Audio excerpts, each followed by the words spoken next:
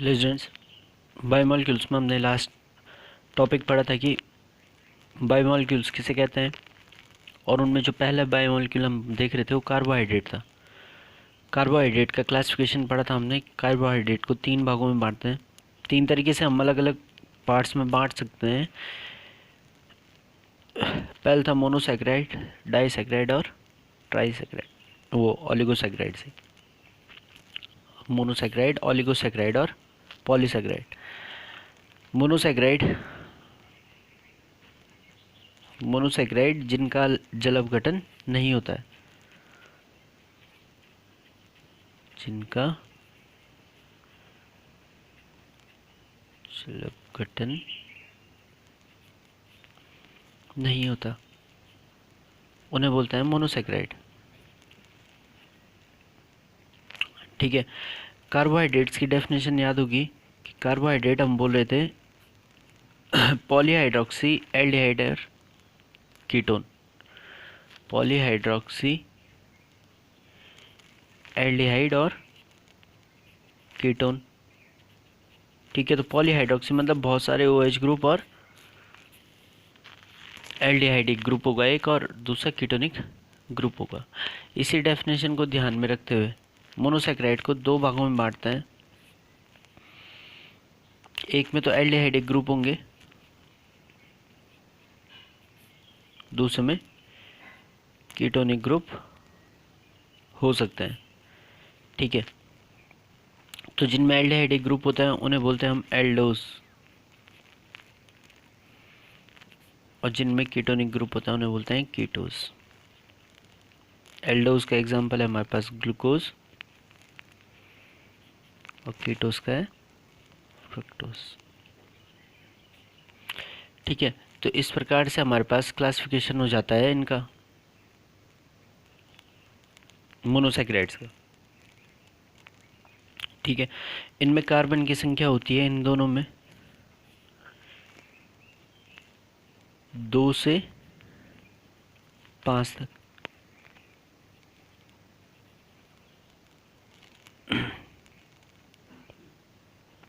ठीक है, 2 से 5 है, 2 से 6 बोल रहे हैं, 2 से 6।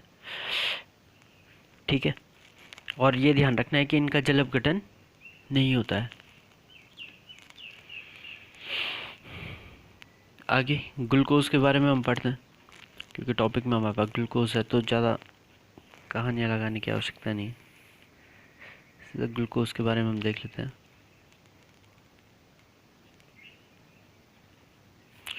ग्लूकोज फॉर्मूला हुआ C6H12O6।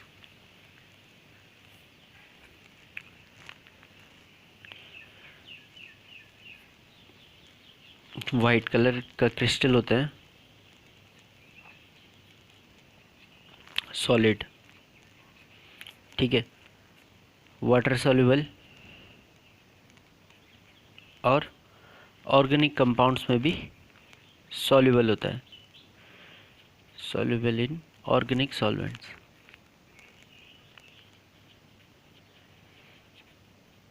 ठीक है, वाटर सॉल्युबल होता है ये OH के कारण, और क्योंकि ऑर्गेनिक कंपाउंड है इसलिए ऑर्गेनिक सॉल्वेंट्स में भी सॉल्युबल होता है।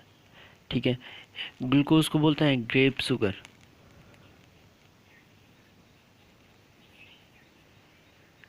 क्योंकि अंगूरों में पाई जाती है। ठीक है, और ग्लूकोज ज़्यादातर पाई जाती है जहाँ क्या होगा, मीठे फल होता है ना, तो वहाँ से हमारे पास ग्लूकोज मिल जाता है। ठीक, ग्लूकोज बनता कैसे है? प्रिपरेशन। ग्लूकोज की प्रिपरेशन तो पहला मेथड है सुक्रोज के थ्रू।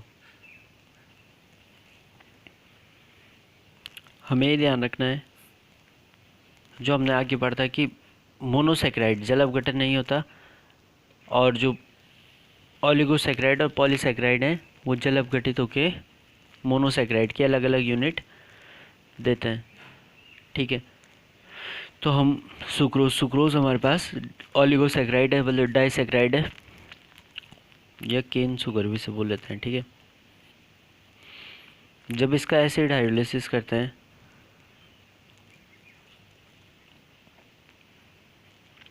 एसिड की प्रेजेंस में, इसको तोड़ते हैं तो ये दो भाग में टूट जाता है, C6H12O6 प्लस C6H12O6।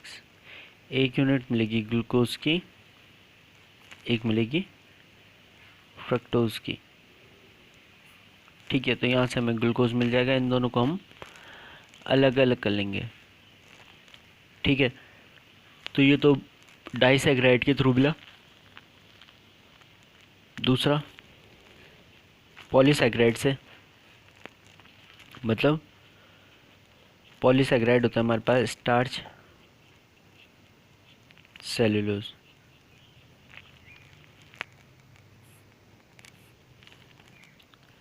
तो स्टार्च और सेलुलोज से किस प्रकार से मिलता है, सेम हमें इसका क्या करना है, जल अपघटन करना है, ठीक। तो स्टार्च और सेलुलोज का फॉर्मूला होता है C6H10O5N। पॉलीसैकराइड होते हैं, ग्लूकोज के पॉलीमर होते हैं, ठीक है। इनका मोनोमर होता है ग्लूकोज प्लस H2, ठीक है। एसिड की प्रेजेंस में अब ये स्टार्च या सेलुलोज क्योंकि पॉलीमर हैं तो ये आसानी से टूटते नहीं है, इसलिए इनको टेम्परेचर भी हाई रखना पड़ता है और प्रेशर भी बढ़ाना पड़ता है, ठीक है, तब जाके ये ग्लूकोज में कन्वर्ट होता है।